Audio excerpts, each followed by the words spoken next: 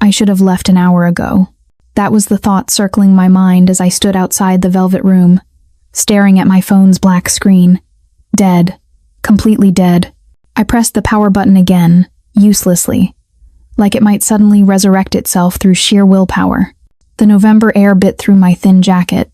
My breath came out in small clouds, and I hugged myself tighter, looking down the street for a taxi that never seemed to come in this part of the city. Not at midnight. Not in this neighborhood. I'd only come here because my coworker Emma had begged me. "Just one drink, Lily. You never go out." And she was right, I didn't. I worked at the university library, lived in a modest apartment with a cat named Pepper, and my idea of excitement was a new book release. But Emma had ditched me an hour in, leaving with some guy whose name I'd already forgotten. Now I stood alone on a street I didn't know, with no phone, no cash for the one payphone I'd spotted 2 blocks back, and a growing sense that I'd made a terrible mistake. The bar's door opened behind me, releasing a wave of warmth and noise. I glanced back instinctively. That's when I saw him. He stood in the doorway, tall and unnervingly still. Dark suit, darker eyes.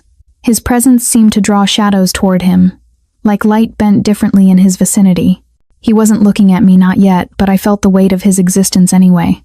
2 men flanked him, both built like they broke things professionally. I turned away quickly, my heart suddenly loud in my ears. "Miss." The voice was low, controlled, expensive somehow. I pretended not to hear, taking a step toward the curb, scanning desperately for headlights. "Miss with the dead phone." I froze. Slowly, I turned. He stood 3 feet away now, and I hadn't heard him move. Up close, he was even more unsettling, sharp jaw, dark hair pushed back, and eyes that seemed to see through pretense entirely. "I'm fine," I said, and hated how small my voice sounded. "You've been standing here 20 minutes. It wasn't a question. He'd been watching. "No, taxi's coming." "I'll walk." "You won't." The certainty in those 2 words made my spine straighten. "Excuse me?" Something flickered in his expression, amusement, maybe, or interest. He reached into his jacket, and I tensed. But what he pulled out was a phone. Sleek, black, expensive. He held it out to me. I stared at it like it might bite. "Your phone's dead," he said calmly. "Use mine. Call someone." "I don't know you." "No," he agreed. "But you need a phone, and I have one. Simple transaction." I looked at the device, then at him. Nothing about this man was simple. Everything from his posture to the way his men stood watch screamed danger. "Why?" I whispered. His head tilted slightly. "Why what?" "Why help me?" For a long moment, he didn't answer. Then, "Because you're about to make a stupid decision. Walking alone at midnight in this neighborhood, that's how people disappear." The bluntness of it struck me cold. He stepped closer, and I could smell his cologne now, something dark and cedar-like. He pressed the phone into my hand. His fingers were warm, and the brief contact sent an inexplicable jolt through me. "Call someone," he repeated, "and when you get home safely, call this number." He tapped the screen. A contact labeled simply D appeared. "Let me know you made it." "I don't understand." "You don't need to." One of his men appeared beside a black car at the curb, a car I somehow hadn't noticed before. The rear door opened. "We'll take you home," the stranger said. "No." The word came out sharp, instinctive. "I'm not getting in a car with strange men." That almost smile again. "Smart girl." He gestured to the phone. "Then call someone, but do it now. I won't leave you here alone." There was command in his voice, but also something else. Something that felt almost like concern. My fingers trembled as I unlocked the phone, no password, which seemed odd, and dialed my roommate, Sarah. It rang 4 times before her sleepy voice answered. "Hello?" "Sarah, it's Lily. My phone died. I'm outside a bar called the Velvet Room. Can you—" "I'll get an Uber to you right now. 10 minutes. Relief flooded through me. "Thank you." I hung up and tried to hand the phone back. He didn't take it. "Keep it until you're home. Then call me." I'm not asking." His voice dropped lower. "You're going to go home, lock your door, and let me know you're safe. Understood?" I should have argued. Should have been offended by his presumption. Instead, I found myself nodding. Good girl. Those 2 words shouldn't have affected me. They did. He turned toward his car, then paused. What's your name? Lily, I said before I could think better of it. He looked back, and for the first time, I saw something shift in his expression, something hungry and restrained all at once. Lily, he repeated, like he was tasting it. Then he opened his car door. Stay visible. Stay under the light. Don't move until your ride comes. Wait, what's your name? He was already halfway into the car. You already have it. The door closed, and the vehicle pulled away, silent and predatory. I looked down at the phone in my hand, at the single contact labeled D. 10 minutes later, Sarah's Uber pulled up. I climbed in, still clutching the stranger's phone, and watched the velvet room disappear behind us. At home, I stood in my small kitchen, staring at the expensive device on the counter. Pepper wound around my ankles, purring. I should delete the contact and leave the phone at a police station tomorrow. Instead, I picked it up and pressed D. It rang once. You're home. His voice was quieter now, almost intimate. Yes. Doors locked? Yes. Good. A pause. Sleep well, Lily. He hung up. I stood there for a long time, holding a stranger's phone, my heart beating irregularly. I didn't know his name. Didn't know why he'd helped me. Didn't know why his voice made me feel safe and terrified simultaneously. I only knew that something had shifted tonight, that the world I knew small, safe, predictable had cracked open. And standing in that crack was a man who looked at me like he could see every hidden part of me. I set the phone down and went to bed. But I didn't sleep. I kept thinking about his eyes, about the way he'd said my name, about the fact that tomorrow I'd have to return his phone, and that part of me, a part I didn't recognize, was already counting the hours until I saw him again. The phone sat on my desk at work like a small black bomb. I'd brought it with me, unable to leave it at home, unable to explain why. All morning, I'd caught myself glancing at it between shelving returns and helping students find research materials. It hadn't rung. No texts. Nothing. But I felt its presence anyway. You okay? Marcus, my colleague, leaned against the reference desk. You've been weird all morning. I'm fine. You reorganized the same shelf 3 times. I forced a smile. Just distracted. He nodded knowingly. Guy, trouble? No, nothing like that. But even as I said it, I knew it was a lie. At lunch, I sat in the small staff room and finally opened the phone's contacts. Only one entry, D. No call history beyond my own call last night. No texts, no emails, no photos. It was like the phone existed solely for me to reach him. Who carries a phone with no personal information? I pulled out the business card I'd found tucked in the phone case this morning. Thick cardstock, black, with only a name and address printed in silver. Dominic Lavelle, The Velvet Room, private inquiries only. I'd Googled the name immediately. Nothing useful. A few business registrations, mentions in society pages at charity galas, but no real information. No social media, no interviews. It was like he existed in the spaces between public record. Lily? I jumped, nearly dropping the phone. My supervisor, Ruth, stood in the doorway. Sorry, just wanted to let you know you can head out early if you want. Slow day. Thanks. She left, and I sat there staring at the address on the card. I should mail the phone back. Leave it at the bar. Anything but what I was considering. 20 minutes later, I stood outside the velvet room. In daylight, it looked different. Still expensive, black facade, gold lettering, heavy doors but less menacing, almost elegant. I pushed through the entrance. Inside was all dark wood and leather, empty except for a woman behind the bar polishing glasses. She looked up, assessed me in one cool glance. We're closed. I know. I need to return something. I held up the phone. Her expression shifted immediately. Wait here. She disappeared through a back door. I stood awkwardly in the empty space, suddenly aware of how out of place I was. My thrift store cardigan and worn jeans felt especially shabby against all this polished darkness. The back door opened. He emerged like he'd been waiting. Same dark suit, though different from last night. Same controlled movements, but in better light, I could see more the slight scar above his left eyebrow. The way his watch probably cost more than my car. the absolute certainty in his posture. Lily. My name again. Why did it sound different when he said it? I came to return your phone. I held it out. He didn't take it. Instead, he moved closer, studying me with that unnerving intensity. You didn't have to come in person. It seemed expensive. I didn't want to just leave it. Thoughtful. He finally took the phone, his fingers brushing mine again. That same electric jolt. Did you sleep? The personal question caught me off guard. Liar. I bristled. Excuse me? You have shadows under your eyes. You keep touching your necklace, nervous habit. And you came here during your lunch break instead of mailing it because you wanted to see me again. Heat flooded my face. That's not. It's okay.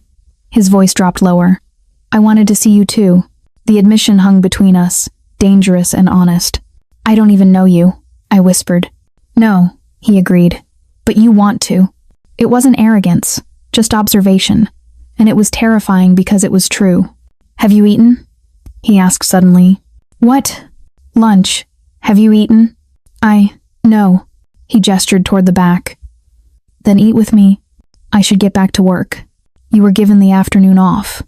I know because I saw you check your watch 3 times, calculating how much time you have. This man noticed everything. Why? I asked. Why do you care if I eat? Why give me your phone last night? Why any of this? Dominic was quiet for a long moment. Then, because when I saw you outside cold and alone, something in me decided you weren't going to stay that way. You don't make decisions for me. Not usually. He tilted his head. But you bring out my protective instincts. We're strangers. For now. The certainty in those words made my breath catch. Against every instinct that told me to run, I found myself nodding. His almost smile appeared. Come. He led me through the back door into a private room I hadn't expected an office, but comfortable. Leather couch, heavy desk, walls lined with books. A table was already set with lunch. You knew I'd come, I realized. I hoped. We sat. He served food simple but elegant, from some restaurant I'd never afford, and for a few minutes, we ate in silence. Then he asked, What do you do, Lily? I work at the university library. Cataloging, mostly. You like it? I love books. I love order. It's safe. Safe, he repeated, something dark crossing his expression. And what happened last night that scared you? Yes. Good. It should have. He set down his fork. This city isn't safe. Especially not for women alone at midnight in my neighborhood. Your neighborhood? I own most of the buildings within 6 blocks. Including the Velvet Room. I processed that. You're rich. I'm careful. There was a difference, apparently. What do you do? I asked. I solve problems. That's not an answer. His gaze held mine. I know. A chill ran through me. This man had layers of secrets, and I was only seeing the surface. Should I be afraid of you? The question escaped before I could stop it. Dominic leaned forward slightly. Yes. Honesty, brutal and clear. But not today, he continued. Today, you're just having lunch with someone who wanted to make sure you're okay. And tomorrow? Tomorrow, you'll decide if you want to see me again. What if I don't? Something flickered in his eyes, disappointment maybe. Then I'll respect that. But I'll also make sure you stay safe from a distance. That's stalking. That's protection. There's a difference. I should have left then. Should have recognized every red flag. Instead, I asked, why me? He was quiet for so long I thought he wouldn't answer. Then, because when you looked at me last night, you weren't trying to figure out what I could give you. You were trying to figure out if you could trust me. No one's looked at me like that in a very long time. My heart hammered against my ribs. We finished lunch. He walked me to the door, and this time, I felt his hand at the small of my back, barely there, but present. At the entrance, he stopped. My number's in your phone now, he said.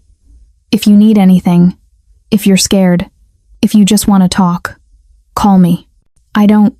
You do. He reached up, and for one breathless moment I thought he might touch my face. He didn't. Go back to your safe library, Lily. Back to your books in order. But know that if you ever want something different, something real, I'm here. Then he opened the door, and I stepped back into daylight. I walked 3 blocks before I realized I was smiling, and that I was definitely going to call him again. I lasted 4 days.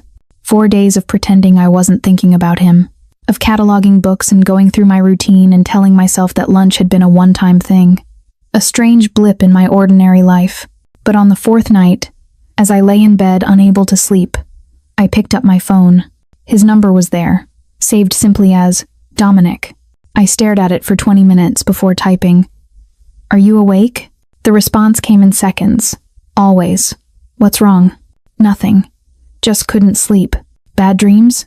"No dreams. Just thoughts." 3 dots appeared, disappeared, appeared again. Then, "About?" I could lie. Should lie. "You." The dots stopped. My heart raced. I'd been too honest. My phone rang. I answered before I could overthink it. "Hello?" "Tell me." His voice was rougher than I remembered, intimate in the darkness. "Tell you what? What you're thinking about me." I pulled my blanket tighter, suddenly aware I was in an old t-shirt, alone in my room, talking to a man who felt dangerous even through the phone. "I don't know you," I whispered, "but I can't stop thinking about you, and that scares me." "Good." "Why is that good?"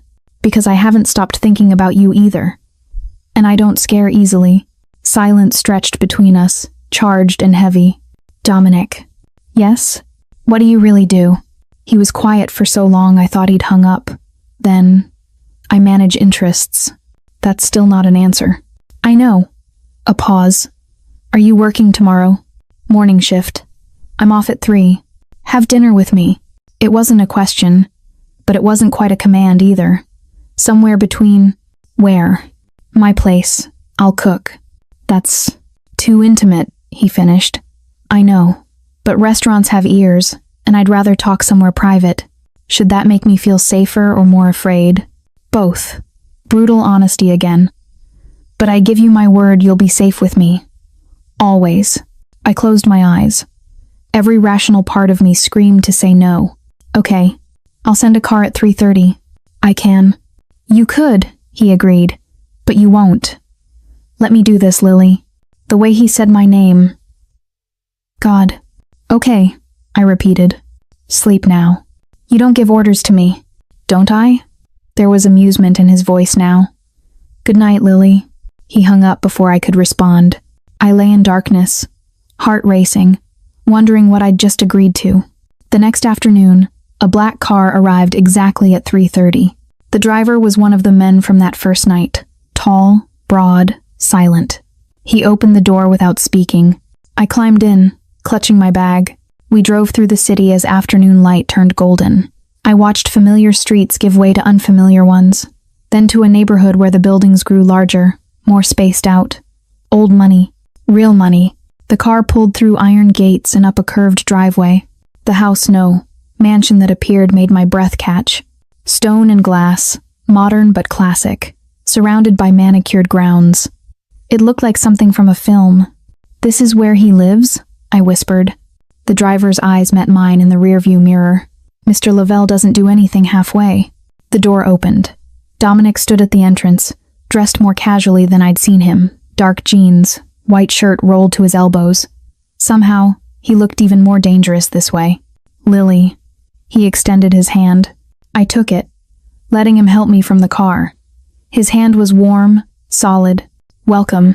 Inside was equally stunning, high ceilings, art I recognized from textbooks, furniture that looked antique and priceless, but it didn't feel cold. Somehow, it felt lived in. "Your home is beautiful," I managed. "Thank you." He led me through rooms that seemed to go on forever, finally arriving at a kitchen that was all marble and steel. "Wine?" "Please." He poured 2 glasses of red, handed me one. Our fingers brushed. "You're nervous," he observed. "I'm in a mansion with a man I barely know, who has drivers and guards and won't tell me what he really does." "Yes, I'm nervous." That almost smile. "At least you're honest about it." "Would lying help?" "No, I'd know." He started cooking actual cooking, not reheating takeout. His movements were efficient, practiced. I watched, sipping wine, trying to reconcile this domestic scene with the intensity I'd felt from him before. "You're staring," he said without looking up. "You're cooking." "I am." "I didn't expect that." "What did you expect? That I'd have servants do everything?" "Maybe." He glanced at me. "I learned to cook young. It's one of the few things I do purely for myself." There was something vulnerable in that admission, a crack in his controlled facade. "What else do you do for yourself?" I asked quietly. He set down the knife he'd been using and turned to face me fully. "Until recently?" "Nothing." "And recently?" "Recently, I've been trying to figure out why a librarian in a worn cardigan has gotten under my skin." Heat flooded through me. "I'm not special." "You are." He moved closer. "You're kind. Genuine. You look at the world like it might still surprise you with something good. Do you know how rare that is? I'm ordinary. You're extraordinary. You just don't see it yet." He was close now, close enough that I could see gold flecks in his dark eyes, close enough to feel the heat radiating from him. "Dominic, tell me to step back and I will." I should. I should absolutely tell him to step back. I didn't. His hand came up slowly, giving me time to move away. When I didn't, he brushed a strand of hair behind my ear. The touch was feather-light, but I felt it everywhere. "You're trembling," he murmured. "I'm scared." "Of me? Of how you make me feel." His eyes darkened. "And how do I make you feel?" "Like I'm standing at the edge of something dangerous. Like one more step and I'll fall." "You will," he agreed. His thumb traced along my jaw. "But I'll catch you." "You can't promise that." "I can. And I do." The kitchen timer beeped, shattering the moment. He stepped back smoothly, returning to the stove like nothing had happened. But my heart was racing, and my skin still tingled where he'd touched me. We ate at a small table overlooking the grounds. The food was perfect pasta with herbs I couldn't name, bread that melted on my tongue, flavors that spoke of care and skill. "This is amazing," I said. "My grandmother's recipe. She insisted I learn." "Is she?" "Gone. 10 years now." His expression flickered with something like pain. "She was the last person who saw me as just Dominic, not what I became." "And what did you become?" He met my eyes. "Someone who makes difficult decisions so others don't have to. Someone who carries weight so the people he protects can stay light." It was the most honest answer he'd given me yet. "That sounds lonely," I whispered. "It is." "Then why do it?" "Because someone has to. And I'm very good at it." We finished dinner. He showed me the library, an actual library, walls of books that made my professional heart sing. I ran my fingers along the spines, awed. "You can borrow anything you want," he said from the doorway. "Really? I think you'd appreciate them more than I do lately." I pulled out a first edition I recognized, cradled it carefully. "This is valuable. It's just a book. It's a piece of history." He watched me with that intensity again. "You really love them." "Books saved me," I admitted. When life felt too big or too scary, I could disappear into a story, become someone else for a while. "And now?" I looked at him. "Now I'm not sure I want to disappear anymore." Something shifted in the air between us. Something inevitable. The drive home was quiet. He insisted on coming with me, sitting beside me in the back seat. At my apartment building, he walked me to my door. "Thank you for dinner," I said. "Thank you for coming." I unlocked my door, hesitated. "Dominic?" "Yes?" "I'm still scared." "I know." He leaned against the doorframe. "But you came anyway. That's brave. Or stupid." "No, brave." His eyes held mine. "Sleep well, Lily." He turned to leave. "Wait." He looked back. "When will I see you again?" That almost smile became a real one. "Sooner than you think." The flowers arrived at my work the next morning. White roses, dozens of them, arranged in a crystal vase that probably cost more than my rent. The card was simple. "Thank you for yesterday, D." "Holy shit," Emma breathed, appearing beside my desk.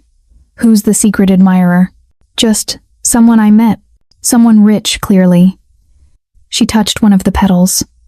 "Lily, these are like $200 roses. They're just flowers." "They're a statement." She grinned. "Tell me everything." But I couldn't. Didn't know how to explain Dominic. the pull I felt toward him. The way he made me feel seen and terrified simultaneously. My phone buzzed. "Do you like them?" I typed back. "They're beautiful. Too much." "Nothing's too much for you." My cheeks heated. "Dinner again tonight?" I should say no. Create distance. Be reasonable. Yes. But dinner didn't happen. At 2 o'clock, Marcus rushed into the back room where I was processing new acquisitions. His face was pale. "Lily, there are men here asking for you." My stomach dropped. "What kind of men?" "The kind that make me nervous." I followed him to the main floor. 3 men in suits stood by the entrance, and everything about them screamed danger. Not Dominic's controlled danger, something cruder, meaner. The tallest one smiled when he saw me. It didn't reach his eyes. "Lily Chen?" "Yes. We need you to come with us." "I'm working." "Not anymore." He moved closer, and I saw Marcus step back involuntarily. "Our employer wants to meet you." "Who's your employer?" "Someone interested in your associations." My heart hammered. "I don't know what you're talking about." "Dominic Lavelle. You've been seeing him." "How did they know?" "We'd been careful. Private." "I don't lie. Makes this harder." His hand moved to his jacket, and I saw the edge of something dark underneath. "A weapon. Come quietly, or we make a scene. Your choice." Terror locked my throat. Around us, students were starting to notice. Marcus had gone pale. "Okay," I whispered. "Okay, I'll come." "Smart girl." He gripped my arm not gently and steered me toward the exit. We'd just reached the doors when they burst open. Dominic stood there, flanked by 2 of his men. He took in the scene in one glance, my terrified face, the man gripping my arm, the threat implicit in every line of their bodies. His expression went absolutely cold. "Let her go." His voice was quiet, lethal. The man holding me laughed. "Lavelle, we were just... let her go." Something in Dominic's tone made the man's grip loosen. I stumbled forward, and instantly Dominic was there, pulling me behind him, placing his body between me and them. "You made a mistake coming here," Dominic said softly. "Just following orders. Russo wants to meet your new pet." "She's not my pet." "And Russo can go to hell." The tension ratcheted impossibly higher. I could feel violence simmering beneath the surface. "This is a library," I managed. "There are students." "She's right." Dominic didn't take his eyes off the men. "You're going to leave. Now. And you're going to tell Russo that if he ever approaches her again, I'll consider it an act of war. Big talk." "Not talk, promise." For a long moment, nobody moved. Then the tall man shrugged. "Your funeral, Lavelle." They left, and the second the doors closed, Dominic turned to me. His hands framed my face, and I saw real fear in his eyes. "Are you hurt?" "No, Did they touch you?" "Just my arm." He pulled me against him, and I felt the rapid beat of his heart. He was terrified. This controlled, dangerous man was terrified for me. "We're leaving," he said. "Now." "I can't just..." "You can, and you will." He looked at Marcus. "She's done for the day. Call her supervisor." To my shock, Marcus just nodded. Dominic kept me close as we walked to his car. Once inside, he made a call. "Carlo. Full security on her building. I want eyes on every entrance, every exit. No one gets close. I don't care what it costs. Do it now."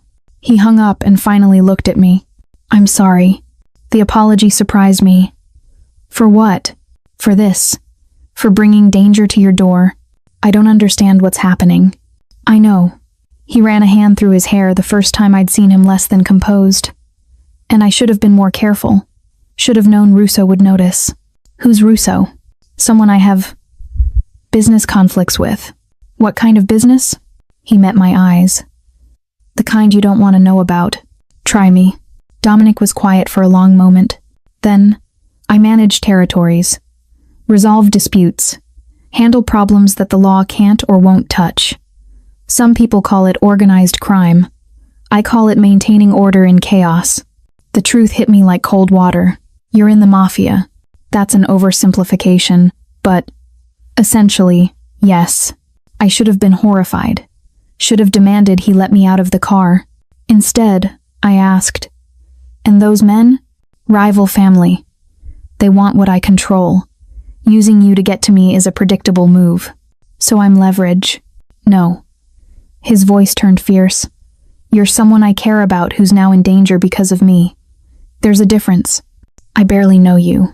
Doesn't change the fact that I'll burn the entire city down before I let anyone hurt you." The intensity in his voice made my breath catch. "This is crazy," I whispered. "It is. I should run. Should disappear and never see you again." "You should." He reached over, took my hand. "But you won't." "Why not?" "Because despite the fear, despite the danger, you feel it too.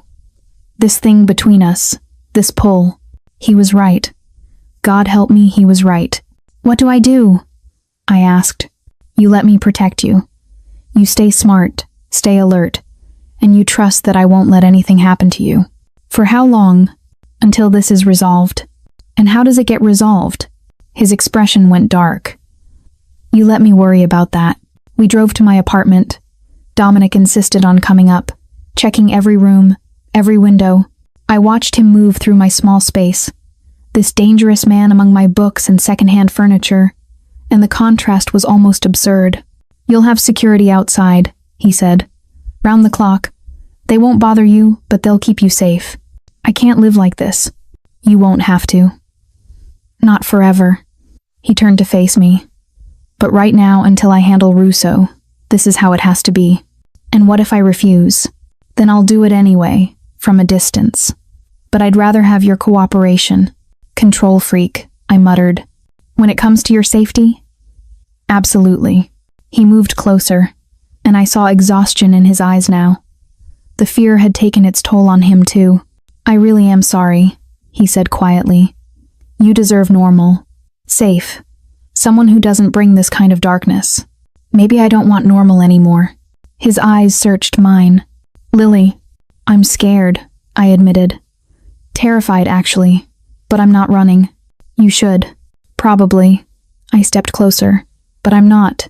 For a moment, we just stood there, inches apart. Then Dominic raised his hand, cupped my cheek with a gentleness that contradicted everything else about him. "You're either very brave or very foolish," he murmured. "Maybe both. Definitely both." His thumb traced my cheekbone. "I need to go handle this, but I'll be back, and I'll call you tonight." "Promise?" "Promise." He left, but not before triple-checking my locks and making me promise to call him if anything felt wrong. Through my window, I watched him drive away. Watched the black SUV that parked across the street take up position. My life had changed in a week. Changed completely. I should be terrified. Should be calling the police or packing a bag. Instead, I picked up my phone and texted him. "Be safe." His response came immediately. "Always. That's a promise now to you." I curled up on my couch, Pepper purring beside me, and tried to process everything. The Mafia, rival families, protection details, and at the center of it all, a man who looked at me like I was precious, like I was worth the war he was clearly preparing to wage. God help me, I believed him. The next 3 days were surreal.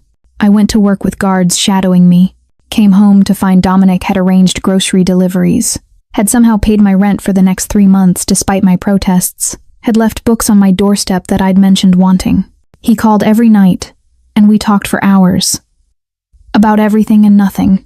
I learned he liked jazz, hated crowds, read history books to fall asleep. He learned I was afraid of heights, loved thunderstorms, had wanted to be a writer before settling for cataloging other people's stories.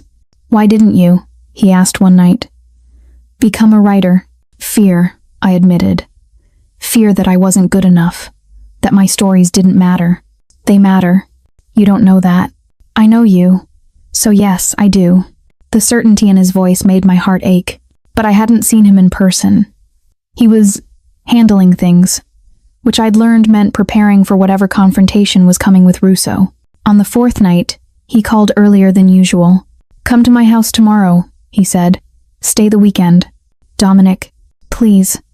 I want you somewhere I know you're completely safe. And he paused. "I miss you." Those 3 words undid me. "Okay." The car picked me up Friday evening. Same driver, same silence, but this time I wasn't nervous. I was eager. Dominic met me at the door. He looked tired, shadows under his eyes, tension in his shoulders, but when he saw me, something eased in his expression. "Hi," I said softly. "Hi." He took my bag, then pulled me into an embrace that felt like coming home. I pressed my face against his chest, felt his heartbeat, and let myself relax for the first time in days. "I'm so glad you're here," he murmured into my hair. "Me too." He'd prepared dinner again, something simple and perfect. We ate on the terrace as the sun set, painting the sky in shades of amber and rose. "It's beautiful here," I said. "It's lonely usually." He reached across the table, took my hand. Less so now. After dinner, he showed me the guest room perfectly appointed, overlooking the gardens. "You'll be comfortable here," he said. "Where's your room?" "Down the hall." "But Lily," he stepped closer, "I want you to know that nothing happens here that you don't want. You're safe with me in every way." "I know. Do you?" I met his eyes. Yes. Something flickered in his gaze, desire, restrained but present. Good. We spent the evening in his library. He read in an armchair while I curled up on the couch with a book, and it felt so natural, so right, that it almost scared me. At some point, I must have dozed off, because I woke to him carrying me. "I can walk," I murmured. "I know." But he didn't put me down until we reached the guest room. He set me gently on the bed. "Sleep, sweetheart." The endearment made my heart flutter. "Stay," I whispered. He went still. "Lily, just to talk, please. I don't want to be alone." For a moment, I thought he'd refuse. Then he moved around to the other side of the bed, lay down on top of the covers while I stayed beneath them. "Tell me something true," I said into the darkness. "Like what?" "Something you don't tell anyone else." He was quiet for so long I thought he wouldn't answer. Then, "I'm tired of being what everyone needs me to be, of carrying everything alone. Sometimes I just want to be soft." The vulnerability in his voice cracked something open in me. I reached out, found his hand. "You can be soft with me." His fingers tightened around mine. "You make me want impossible things." "Like what?" "Normal. Peaceful. A life where I don't have to constantly watch for threats. Where I can just be with you." "Is that impossible?" "In my world, yes." "Then maybe we need a different world." He turned his head on the pillow, and I could just make out his eyes in the darkness. "You'd give up your safety for that?" "I'd risk it." "That's not the same thing." "Close enough." He pulled my hand to his lips, kissed my knuckles gently. "You're going to wreck me, aren't you? Maybe you need wrecking." His quiet laugh was the most beautiful sound I'd ever heard. We fell asleep like that, hands clasped, fully clothed, completely innocent. But when I woke in the morning, he was wrapped around me, his body warm and solid against my back, his breath soft in my hair. I didn't move, didn't want to break the moment.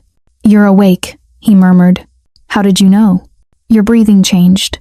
His arm tightened around my waist. "Is this okay?" "Yes." We lay there as morning light filtered through the curtains, and I felt something shift between us, something deepening.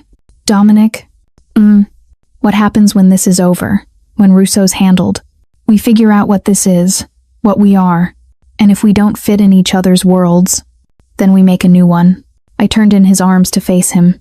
His hair was mussed, his eyes soft, and he looked younger somehow, less burdened. "You really mean that?" I whispered. Every word. His hand came up to cup my face, and this time when he touched me, there was something different in it, not just restraint, but barely controlled want. "I need to tell you something," he said quietly. "What?" "I'm very close to doing something I promised myself I'd wait for." My heart raced. "What's that?" "Kissing you." The confession hung between us, charged and dangerous. "What's stopping you?" I whispered. "The knowledge that once I start, I won't want to stop. And you deserve slow. You deserve careful." "What if I don't want careful?" His eyes darkened. "Don't say things like that." "Why?" "Because my control where you're concerned is already hanging by a thread." I felt bold suddenly, bold and reckless. "Then maybe you should let go." "Lily, I closed the distance. The kiss was soft at first, tentative. His lips were warm, gentle, questioning. Then I pressed closer, and something in him broke. His hand slid into my hair, angling my head as the kiss deepened. It was everything I'd imagined, and nothing I'd prepared for consuming, intense, full of barely restrained hunger. When we finally broke apart, both breathing hard, he rested his forehead against mine.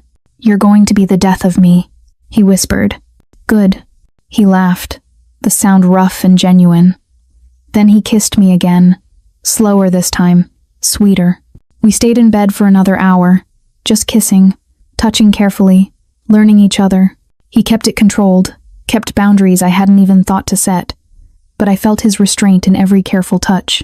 Finally, he pulled back. "We should get up. Before I forget how to be a gentleman, what if I don't want a gentleman?" "Too bad," he kissed my forehead. "You've got one anyway." We spent the day together walking the grounds, cooking lunch, existing in each other's space. It felt like playing house, like trying on a life that might never be possible. That evening, as we sat on the terrace watching the stars emerge, his phone rang. He glanced at it, and his expression hardened. "I need to take this." "Okay." He walked to the far end of the terrace. I couldn't hear words, but I could see the tension enter his body, see the softness I'd uncovered disappear beneath his armor again. When he returned, the man I'd woken up with was gone. The Mafia boss had returned. "What is it?" I asked. "Russo wants a meeting. Tomorrow night." "Is that good?" "It's necessary." He pulled me against him. "I'm going to end this, Lily. End it so you can be safe. So we can figure out what happens next. Promise me you'll be careful." "I promise." He tilted my chin up. "And I promise I'll come back to you." "You better." He kissed me then, deep and desperate, like he was trying to memorize the taste of me. And somewhere in the back of my mind, a voice whispered that this might be the calm before a terrible storm. Sunday morning arrived too quickly. I woke alone, the bed cold where Dominic had been. When I found him, he was in his office, surrounded by papers and maps, phone pressed to his ear, speaking in Italian. He looked up when I entered, and something in his expression told me the man from yesterday was locked away again. He finished his call. "You should eat breakfast. Carlo will drive you home this afternoon." "I can stay." "No." The word was sharp, final, then softer. "I need to prepare for tonight, and I need to know you're somewhere secure." "Your house is secure." "Not when I'm about to go to war." The bluntness of it struck me cold. He stood, crossed to me, pulled me into his arms. "I'm sorry. I don't want you to go, but I need you safe more than I need you close right now." "What's going to happen tonight?" "I'm going to make it very clear that you're off limits, that touching you means declaring war on my family." "Your family?" "Not by blood, by oath." He pulled back enough to look at me. "There are alliances, Lily, lines drawn, and I'm going to make sure everyone knows you're on my side of that line. And if Russo doesn't agree?" His expression went cold. "Then I'll make him agree." I understood what he wasn't saying. Violence. Maybe death. "This is because of me," I whispered. "No. This is because of men who think they can take what isn't theirs. You're just the catalyst. I don't want you to get hurt." "I won't." He kissed my forehead. "But I need you to do something for me." "What?"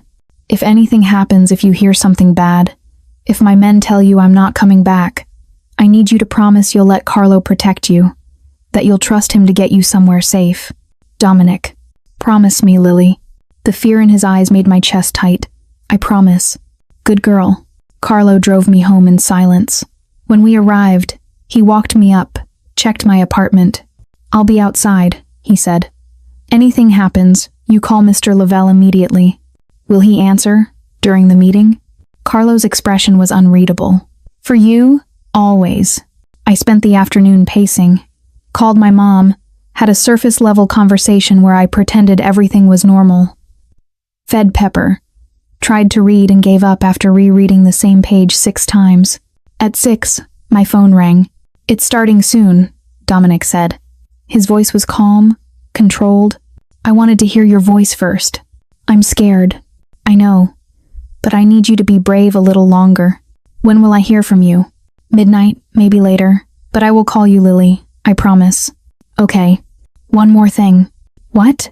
If this goes wrong, if something happens to me, don't, I interrupted. Don't say that. Listen. His voice was firm. If something happens, Carlo has instructions. Money, protection, everything you'll need. You'll be taken care of. I don't want money. I want you. I know, sweetheart. I want that too. A pause. I have to go. Dominic. Yes? Come back to me. Always. The line went dead. I tried to distract myself. TV, more failed reading attempts, cleaning an already clean kitchen. At 10, my phone buzzed with a text from an unknown number. You should know what he really is. My stomach dropped. Another text. He's killed people, destroyed families. You're with a monster.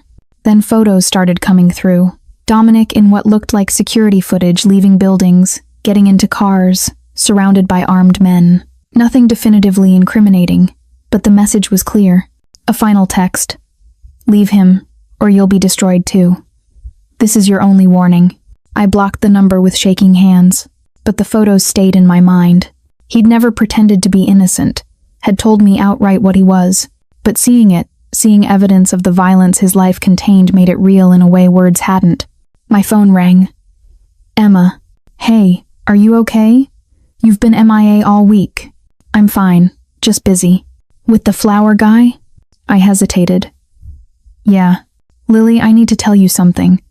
Someone came to my apartment asking about you. My blood ran cold. Who? I don't know. Said he was an old friend, but something felt off. He was asking about who you're seeing, where you spend time. Her voice lowered. Should I be worried? No, just don't tell anyone anything about me, okay? What's going on? I can't explain.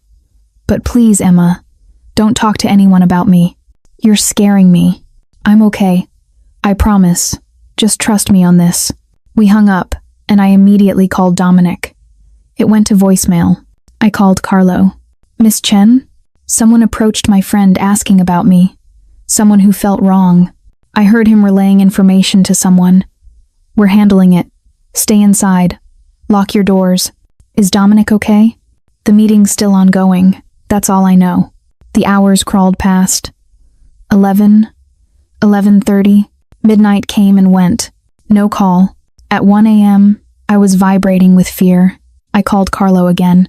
I haven't heard from him either, he admitted. But that doesn't mean something's wrong. These things take time. He said midnight. I know. At 2 a.m., there was a knock at my door. My heart stopped. Carlo had said to stay inside, not to open the door for anyone. Lily, Dominic's voice, rough and tired.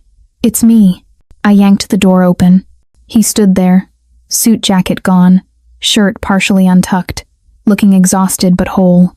Alive. I launched myself at him. He caught me, stumbled back slightly, then held on tight as I shook against him. I'm okay, he murmured. I'm okay, sweetheart. You didn't call. You said midnight, and you didn't call. I know. I'm sorry. Things ran long, and I needed to come straight here. Needed to see you. I pulled back enough to look at him. What happened? Let's go inside. In my small apartment, he looked even more out of place than usual, this dangerous man among my peaceful things. But when he sank onto my couch and pulled me down beside him, it felt right. Rousseau agreed to terms, he said. You're off limits. Protected under my name. He won't touch you or anyone close to you. Just like that? Not just like that. I had to make concessions. Give up territory I wanted. But you're worth more than land. Dominic, I made it clear you're mine to protect. His eyes met mine. That if anyone tries to use you against me, they'll face consequences they can't imagine. It's done, Lily. You're safe. Relief, and something else, something darker flooded through me. Someone sent me messages tonight. Photos of you. Said I should leave you. His jaw tightened. Let me see. I showed him my phone. He studied the photos. His expression going cold. Rousseau's people, testing your loyalty, trying to scare you away. He looked at me. Did it work? Should it have? Probably. Well, it didn't. He pulled me against him. kissed the top of my head. You should be running, should be smart enough to leave. Guess I'm not that smart. His arms tightened around me. Or maybe you're smarter than both of us. Maybe you see something worth staying for. I do. We sat in silence, just holding each other. Eventually, he said, I should go. Let you sleep. Stay. Lily, please, I don't want to be alone tonight. He hesitated, then nodded. Okay. We moved to my bedroom. I changed in the bathroom, came out in soft pajamas. He'd removed his shoes and shirt, stood there in just his dress pants, and I saw scars I'd only imagined before proof of violence survived. I crossed to him, placed my hand over his heart. You came back to me. Always will. We climbed into bed, and he pulled me against him. His warmth surrounded me, his heartbeat steady beneath my ear. Dominic? I'm falling for you. He went still. Then, I already fell. I tilted my head up, found his eyes in the darkness. What do we do now? I whispered. Now? He brushed hair from my face. Now we figure out how to make this work. How to build something real in the middle of all this darkness. Is that possible? With you, I think anything's possible. He kissed me then, slow and deep, and I let myself believe him. Let myself believe that maybe, just maybe, we could have this. I woke to sunlight streaming through my curtains, and Dominic's arm around my waist. For a moment, I lay still, savoring the warmth, the safety, the simple miracle of his presence. You're thinking too loud, he murmured against my neck. How can you possibly know I'm thinking? Your body tenses. His lips brushed my shoulder. What's going on in that beautiful head? Just this, us, whether it's real. He turned me to face him. In morning light, his eyes were softer, more open. It's real. The realest thing I've had in a very long time. You barely know me. I know you're kind, brave, that you see good in the world despite reasons not to, that you make me want to be better than I am. His thumb traced my cheekbone. I know that when I'm with you, everything else gets quieter, and that scares the hell out of me. Why? Because caring about someone is a weakness in my world, a liability, and you care about me. I do. Simple, honest, devastating. More than I should. I kissed him then, cutting off whatever careful words might follow. He made a sound low in his throat and rolled us, pressing me gently into the mattress. The kiss deepened, became something hungrier. His weight on me felt perfect, safe despite the danger it represented. When his hand slid under my pajama top, skimming bare skin, I gasped. He pulled back immediately. Too much? No, just unexpected. His eyes searched mine. We don't have to. I know. I touched his face. But I want to. I want you. Lily, I'm scared, I admitted. But I trust you. And I want this. Want you. Something shifted in his expression, heat and restraint warring. If we do this, we do it slow. We do it right. And the second you want to stop, I'll tell you. He kissed me again, softer now, like sealing a promise. Then his hands began exploring careful, reverent, like I was something precious. He undressed me slowly, pausing between each piece of clothing to check my eyes, to make sure I was still with him. I should have been self-conscious.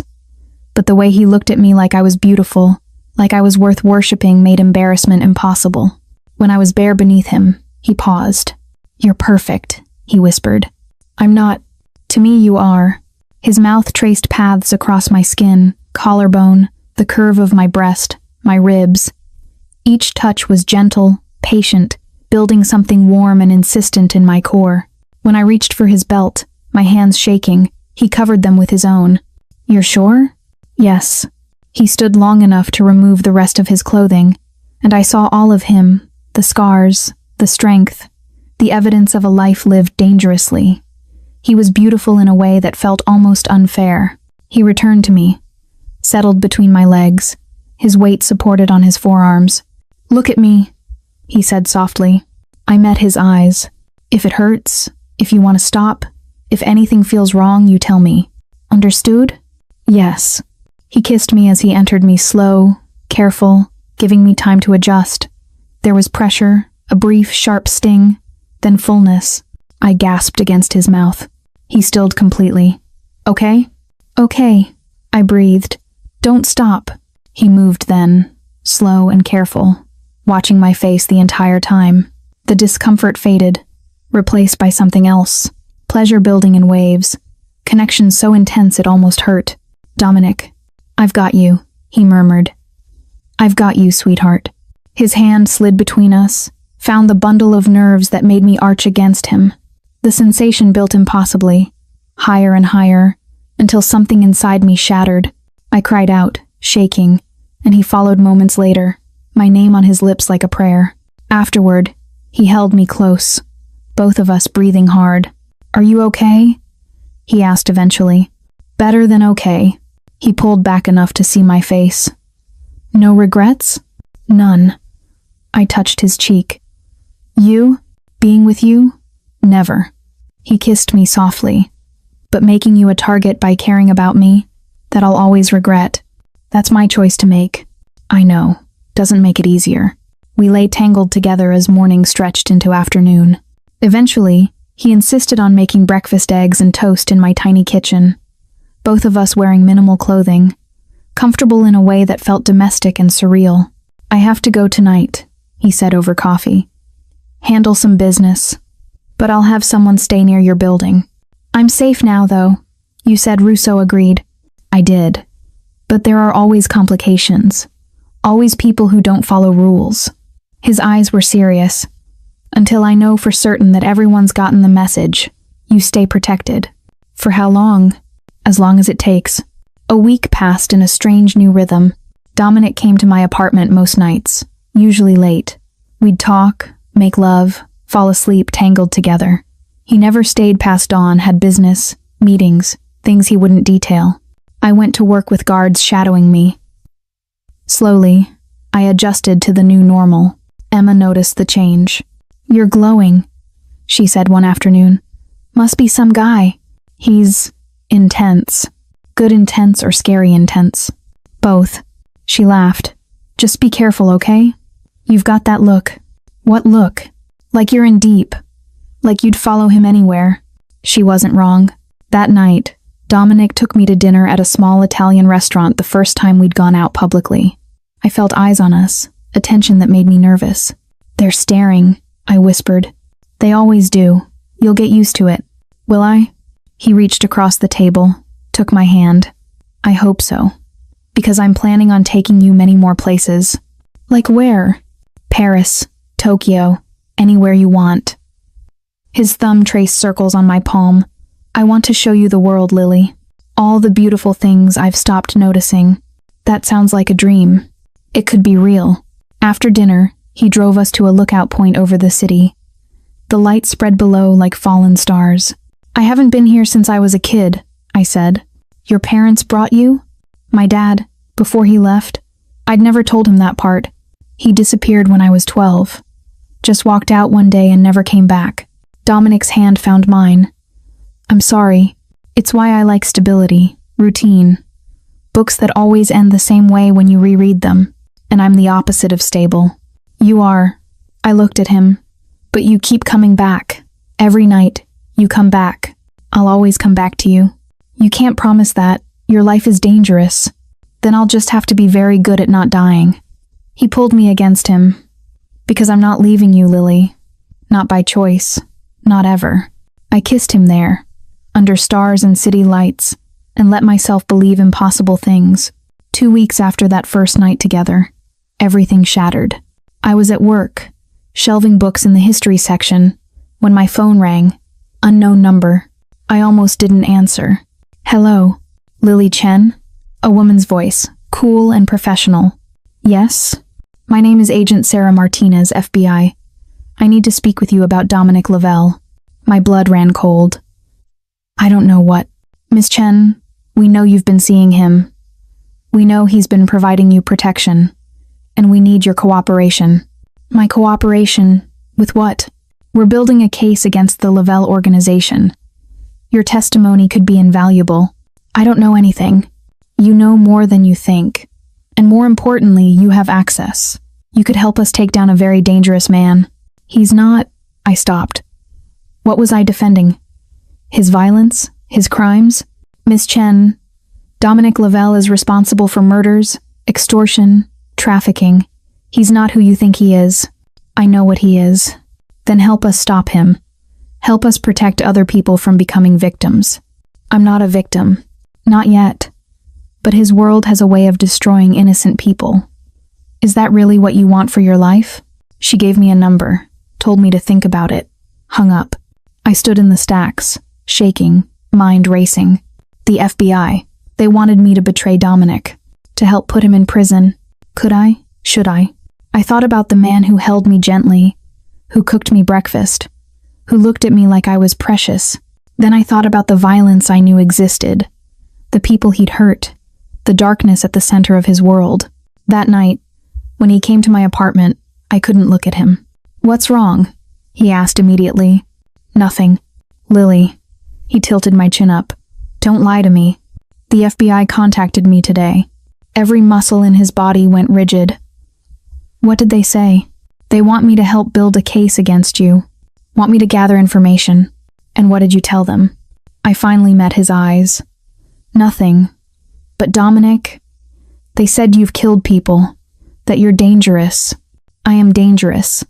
I've never pretended otherwise." "Have you killed people?" He held my gaze. "Yes." The honesty was brutal. Final. "I see." My voice felt distant. "Look at me." His hands framed my face. "I've done terrible things. Things I can't take back. Things I'd do again to protect what's mine. But I have never lied to you about what I am." "I know. So what now? You decide I'm a monster? Walk away? Help them put me in a cage?" "I don't know," I whispered. Pain flickered in his eyes. "Okay." He stepped back, and the distance felt impossible. "I won't blame you," he said quietly. "Whatever you decide. If you help them, if you leave, if you never want to see me again, I understand. You deserve better than this life. Don't. Don't what? Don't make this easy for me. Don't be noble. Be angry. Fight for this. You think I'm not fighting?" His voice roughened. "Every day, I fight against my world consuming you, against my enemies using you, against myself for being selfish enough to keep you near. But if the FBI has you, if they've gotten in your head, that's a fight I can't win. What do you want me to do?" He looked at me for a long moment. "I want you to decide what you can live with, not what's right or wrong, but what you can carry. And then I want you to be honest with me. And if I choose to help them, then I'll make sure you're protected. And I'll disappear from your life. Just like that? Just like that." He moved to the door. "Think about it, Lily. Really think. I'll respect whatever you decide." He left, and I sank onto my couch, shaking. The FBI, Dominic, my normal life, his dangerous one, a choice that felt impossible, and a heart that already knew which direction it would break. I didn't sleep that night. Instead, I lay in the dark, Agent Martinez's words circling my mind like vultures. Murders, extortion, trafficking, but also Dominic's hands, gentle on my skin. His voice, soft in the darkness. The way he looked at me like I was something worth protecting. At dawn, I made a decision. I called the number Martinez had given me. "Miss Chen? I'll meet with you. But I need something in return." "What's that?" "Immunity. For anything I might have been peripherally involved in, and protection if I need it." "Done. Can you come to our office today?" "Yes." I texted Carlo. "Need to run errands. Taking the day off from security." His response was immediate. "Mr. Lavelle won't approve. Tell him it's personal. I need space."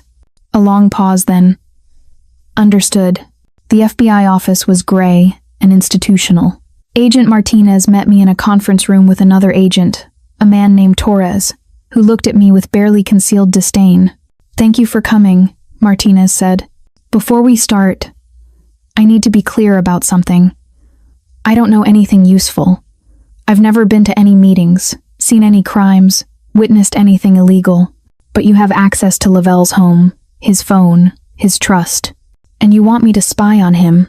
We want you to help us protect other innocent people from his organization. By betraying someone who's protected me, Torres leaned forward. He's a criminal, Miss Chen. Whatever you think you feel for him, he's dangerous. He's hurt people, killed people, destroyed families. I know what he is. Then why are you hesitating? Because I love him. The thought hit me with brutal clarity. I love him. I need time to think, I said. We don't have time. We have a narrow window. I said I need time. I stood. You want my cooperation? Then give me space to figure out what that means. I walked out before they could respond. I went to the library, seeking comfort in familiar spaces. But even surrounded by books, I felt untethered. Around noon, my phone rang. Dominic. I answered without thinking. Hello? Where are you? His voice was sharp with concern. Work. No, you're not. I called the library. You took the day off. Of course he'd checked. I needed space. From security or from me? Both. Neither. I don't know. A pause. Did you meet with the FBI? My silence was answer enough. Lily. I didn't tell them anything. Yet. Dominic. Where are you? I'm coming to get you. No. I need... Screaming. Someone was screaming. I looked up to see people running past the library windows.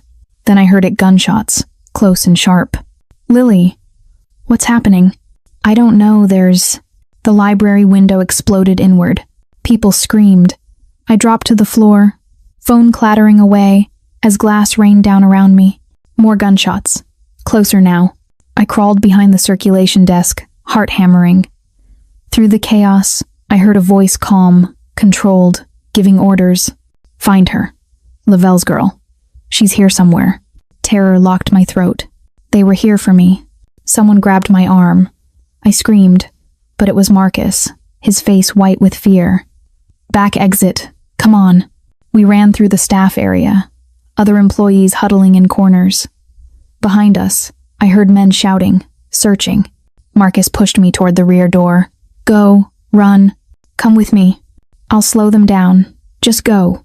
I burst out into the alley, and immediately someone stepped in front of me. Not Dominic's men. Someone else. Someone with cold eyes and a gun. There you are. I turned to run. He grabbed my hair, yanked me back. Pain exploded across my skull. Boss wants to meet you. Have a little chat about your boyfriend. He dragged me toward a van. I fought, screaming, kicking, but he was too strong.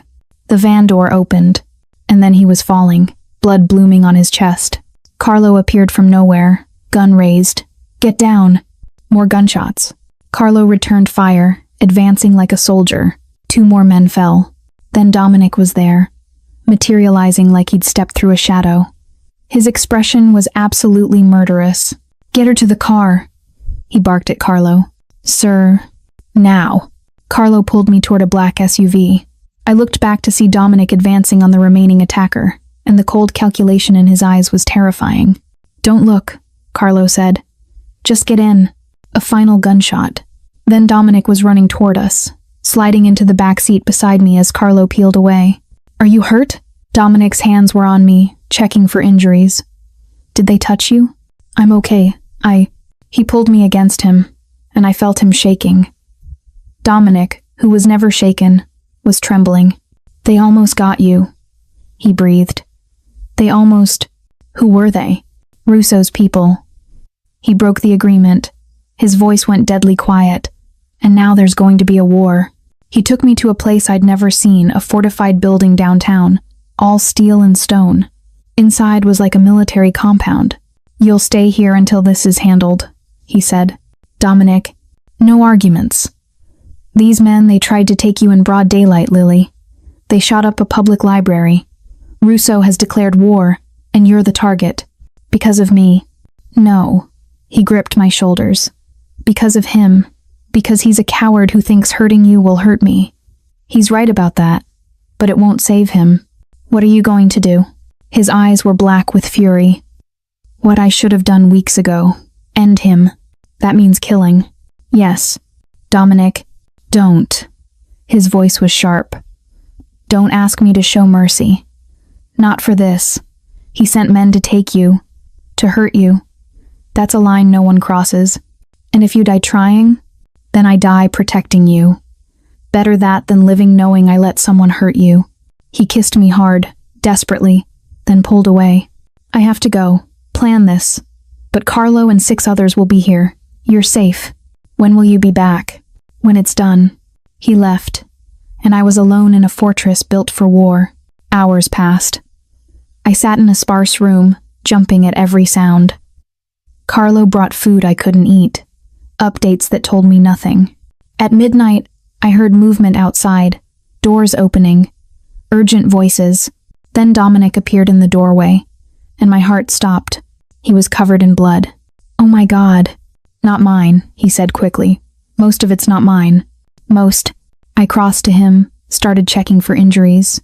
Found a gash on his shoulder, another on his ribs. You need a doctor. I've had worse. He caught my hands. It's done. Russo won't be bothering anyone anymore. You killed him. Yes. The bluntness of it should have horrified me. Instead, I felt only relief. Guilt at the relief, but relief nonetheless. And now? Now his organization will fracture. His lieutenants will try to take over or run. Either way, they'll be too busy to come after you. So I'm safe. You're safe. I helped him clean up, tending his wounds with hands that shook. He watched me the entire time, something raw in his expression. You should have let them take me, I whispered. Should have let me go. Then none of this would have happened. Don't. His hand cupped my face. Don't ever say that. You're the only good thing in my life, Lily. The only light in all this darkness. I'd burn the entire world before I let anyone take you from me. Even if it destroys you? Even then. I kissed him, tasting blood and desperation and love. When we broke apart, I said, I'm not helping the FBI. He went still. Lily, I don't care what you've done. Don't care about your past. I care about you, about us, and I won't betray that. You're choosing my world over your conscience. I'm choosing you over everything else. Something broke in his expression. He pulled me against him, buried his face in my hair. You shouldn't. You should run and never look back. Too late for that. I know. His arms tightened. God help us both. I know. We stayed like that for a long time.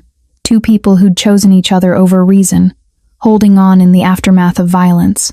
And I knew, with absolute certainty, that I'd made my choice.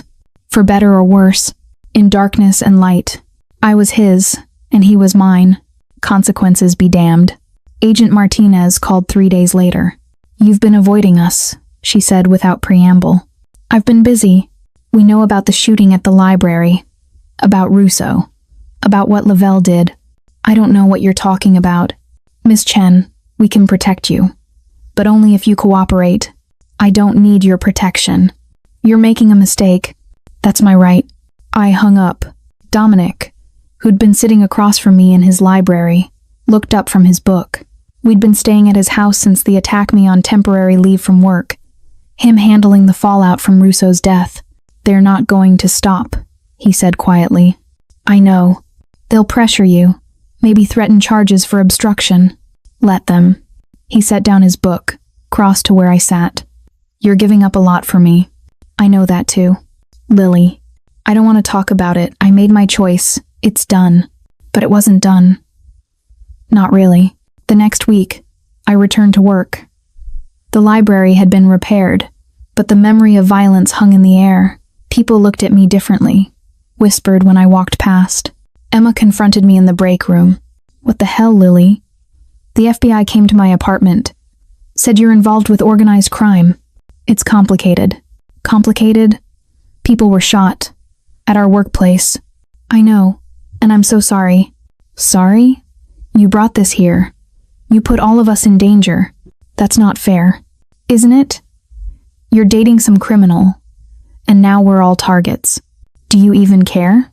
Her words hit like physical blows. I care, I whispered. I care so much. But I also care about him. And I don't know how to choose between. Then you've already chosen. And it wasn't us. She walked out. I stood alone in the break room, her words echoing. Was she right?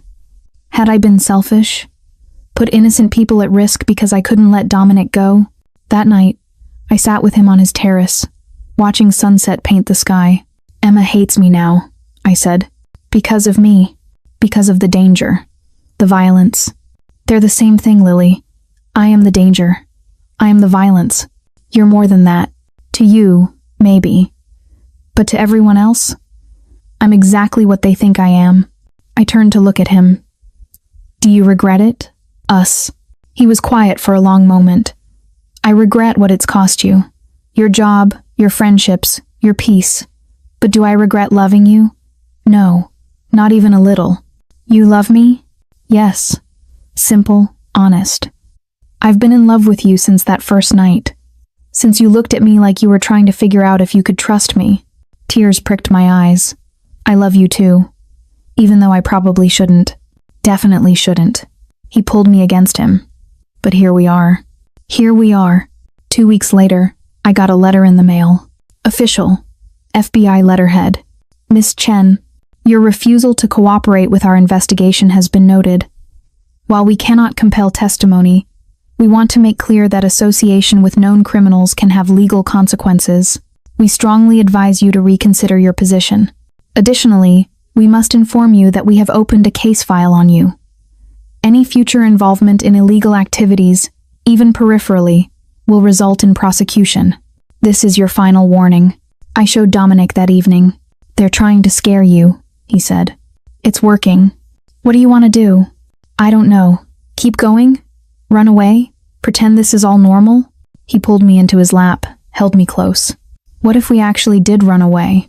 What? Not forever, but for a while. Go somewhere they can't touch us. Somewhere we can just be. You can't just leave. Your business can be managed by my lieutenants. I trust them. His eyes were serious. I'm tired, Lily. Tired of fighting, of constantly looking over my shoulder. And I don't want that to be your life either. Where would we go? Anywhere you want. Europe, Asia, South America. Pick a place. You're serious. Completely. I have resources, legitimate businesses. We could have a real life, not forever hiding, but enough time to figure out what we really want. The idea was intoxicating. Escape. Peace. Just the two of us. What about the FBI? Let them watch an empty house. By the time they realize we're gone, we'll be untouchable. And your enemies will think I'm weak. Let them. I've spent years being strong for everyone else. Maybe it's time to be selfish. I looked at this man who'd torn apart his world to protect me, who'd killed for me, who was now offering to walk away from everything he'd built. Okay, I whispered. Let's run away. It took 2 weeks to arrange. Quietly, carefully, Dominic transferred control of his operations. Money moved through channels I didn't understand to accounts I couldn't track. Our destination was kept secret even from his most trusted men. I quit my job with a vague excuse about family, packed up my apartment, put everything in storage, said goodbye to a life that already felt like it belonged to someone else. The night before we left, Dominic took me back to the lookout where we'd talked about Paris and Tokyo. Last chance, he said. You can still stay. Go back to your normal life. I'll disappear, and the FBI will have no reason to bother you. Is that what you want? I want you safe and happy. If that means without me. I kissed him, cutting off the words. I'm safest with you. And happy? I'm happiest when you're near. So no, I'm not staying. Even knowing what it means? The running, the hiding, the uncertainty? Even knowing all of it. He pulled a small box from his pocket. Inside was a ring, simple, elegant, a single diamond. I can't promise you normal, he said. Can't promise safety or stability or any of the things you deserve. But I can promise that I will love you every day for the rest of my life. That I will protect you with everything I have. That you will never doubt how much you mean to me. Tears streamed down my face. Dominic, will you marry me, Lily? Not because you have to. Not because I'm asking you to choose my world. But because you want to build a new world with me. One that's just ours. Yes. I didn't hesitate. Yes. Absolutely yes. He slid the ring onto my finger, kissed me like I was air and he was drowning. We leave tomorrow, he said against my lips. Leave all of this behind and start over. Where are we going? It's a surprise, but I promise you'll love it. The next morning, we left at dawn. One car, Just us and Carlo driving. No security detail, no fanfare. Just 3 people heading to the airport. At the private terminal, Dominic's jet waited. Where? I asked one more time. Greece, he said. Small island, quiet. I have a house there, bought it years ago as a safe house. No one knows about it except Carlo. Greece, I repeated, testing the word. You said you'd never traveled, wanted to see the world. He took my hand. Let's start there. We boarded the plane. As we lifted off, I watched the city disappear below us, all the violence, the fear, the impossible choices, and I felt, for the first time in months, like I could breathe. Dominic pulled me close, and I rested my head on his shoulder. No regrets? He asked quietly. Not one. Liar. But he smiled. You'll regret it sometimes. Miss your old life. Wonder what might have been. Maybe. But I'll never regret you. Even when I drive you crazy? Especially then. He laughed, the sound free and genuine. And as we flew toward a new beginning, I realized something. I'd spent my whole life playing it safe, choosing security over risk. But the scariest choice I'd ever made, loving this dangerous, complicated, beautiful man, had given me the only thing I'd never found in my safe life. Freedom. The island was paradise. White stone villa perched on cliffs overlooking impossible blue water. Olive groves and wild herbs and silence so complete it felt sacred. The first week, we did nothing but exist. We slept late, made love in afternoon light, cooked simple meals and ate them on the terrace.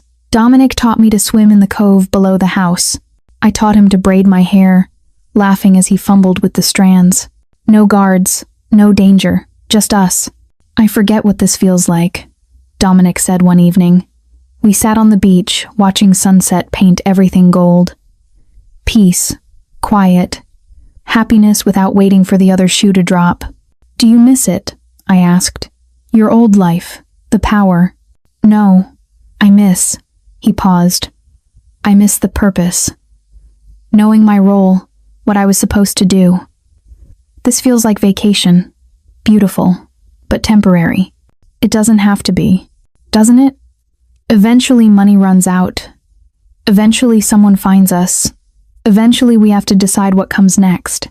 What do you want to come next? He looked at me. Honestly, I want this. Want to wake up next to you every morning without checking for threats. Want to be boring. Want normal. You'd be terrible at boring. He laughed. Probably, but I'd like to try. We got married on the beach at sunset, 6 weeks after arriving. No guests, no ceremony, just us and a local official who spoke broken English and didn't ask questions about the wealthy American and his young bride. I wore a simple white dress bought from a shop in the village. Dominic wore linen, his feet bare in the sand. We spoke vows we'd written ourselves. I promise to love you in darkness and light, I said. To stand beside you when the world comes calling. To choose you, every day, no matter what. I promise to protect you, he said. To put you first in all things. To build a life with you that's worth the price we've both paid. To love you until my last breath and beyond. We kissed as the sun sank into the sea, and I felt complete in a way I never had before. That night, we made love in our bed, our home, and I felt the weight of everything we'd survived, everything we'd sacrificed, transform into something beautiful. I love you, he whispered against my skin. I love you too, my husband, my wife, he smiled. I'll never get tired of saying that. 3 months in, reality started creeping back. First, a phone call. Carlo, voice urgent. Sir, we have a situation. Dominic's expression shifted immediately. What kind? The FBI raided 3 of our businesses. They're freezing assets, making arrests. Martinez is pushing hard. What about the transfer accounts? Safe. They haven't found those, but some of the men are asking questions. Wondering if you're coming back. Dominic glanced at me. Tell them I'm handling it remotely. Business continues as normal. For how long? As long as it takes. He hung up. But the peace of the morning had fractured. You need to go back, I said quietly. No. Dominic. I said no. I left that life. I'm not going back, but your people need you. And if the FBI is really pushing, they'll manage, or they won't. Either way, I'm not leaving you. But the calls kept coming. More raids, more pressure, more questions. And I watched him get more restless, more tense. Watched him check his phone constantly, pace the terrace, lose sleep. After 2 weeks, I couldn't take it anymore. Go back, I said. Lily, I mean it. Go back, handle this, protect your people, then come back to me. I'm not leaving you here alone. I won't be alone. Carlo can stay, and I'll be fine for a few weeks. Weeks? However long it takes to clean this up, to make sure your organization doesn't collapse. Then we can figure out what comes next. Together. He looked torn. I don't wanna... I know. But Dominic, you're miserable. I watch you pretend to be happy here while your world falls apart. That's not sustainable. I chose this. Chose you over that life. And I love you for it. But I don't want you to resent me. Don't want you to look back and wonder what might have happened if you'd stayed to fight. He pulled me against him. I could never resent you, but you could resent the choice. Eventually, I looked up at him. Go. Fight your war. Protect what's yours. Then come home to me. I'll be here. You're sure? I'm sure. He left a week later, kissed me goodbye at dawn, made me promise to call every day, left Carlo and 2 other guards I didn't recognize. And then I was alone. The villa felt empty without him. Too quiet, too still. I tried to keep busy reading, swimming, exploring the island, but everything felt muted. We talked every night. He told me about meetings, legal maneuvers, damage control. I told him about my days, the sunset I'd watched alone, how much I missed him. I'll be back soon, he promised. 3 weeks, maybe 4. Then we'll figure out next steps. What kind of next steps? Maybe somewhere new. Europe, but a city. Somewhere you can work if you want. Somewhere we can build an actual life. That sounds perfect. It does, doesn't it? His voice softened. I love you, Lily. I love you too. Come home soon. I will, I promise. But promises don't always hold. On day 18, the call came from Carlo. Mrs. Lavelle? His voice was wrong. Tight. Controlled. I need you to stay calm. My blood turned to ice. What happened? There was an incident. A confrontation with FBI agents during a raid. Mr. Lavelle he was injured. The world tilted. How badly? He's in surgery. It's serious, but he's alive. He's fighting. I'm coming back. Ma'am, he made me promise to keep you there. Said you're safe on the island, that he doesn't want you anywhere near. I don't care what he wants. He's my husband. I'm coming back. I hung up. Started throwing things in a bag with shaking hands. One of the guards, Marcus, a quiet man who barely spoke, appeared in the doorway. Mrs. Lavelle, we have orders. To keep me safe, I know. But the only way to do that right now is to get me to him. Can you do that, or do I need to charter a boat myself? He hesitated, then nodded. I'll make arrangements. The flight back felt endless. I kept calling the hospital, but they wouldn't tell me anything. Kept calling Carlo, but he was in with Dominic. Kept imagining worst-case scenarios until I thought I'd break. Finally, 18 hours after that first call, I walked into a private hospital room in New York. Dominic lay in the bed, pale and still, connected to machines that beeped steadily. His shoulder was bandaged, an IV in his arm, but his eyes were open. Lily? His voice was rough, weak. You weren't supposed to... Shut up. I crossed to him, took his hand carefully. You got shot and thought I'd just stay on an island? You don't know me at all. A faint smile. I know you're stubborn. I learned from the best. I brushed hair from his forehead. What happened? Raid went bad. Agent got trigger happy. Carlo says I'm lucky it hit shoulder and not anything vital. You could have died, but I didn't. You could have. Tears spilled over. You promised you'd come back to me. I will. Just need a few days to heal first. I pressed my forehead to his hand, shaking with relief and fear and anger. I was so scared, I whispered. So scared I'd lost you. Not possible. I'm too stubborn to die. His thumb brushed my knuckles, and I have too much to live for. He recovered slowly. 2 weeks in the hospital, then another month of physical therapy. The FBI investigation stalled when it became clear the shooting was questionable. Eventually, they backed off. His organization stabilized. New leadership structures formed. Legitimate businesses took priority. And slowly, carefully, we started building something new. Not Greece too isolated. Not New York too dangerous. We settled in Barcelona. Bought an apartment overlooking the sea.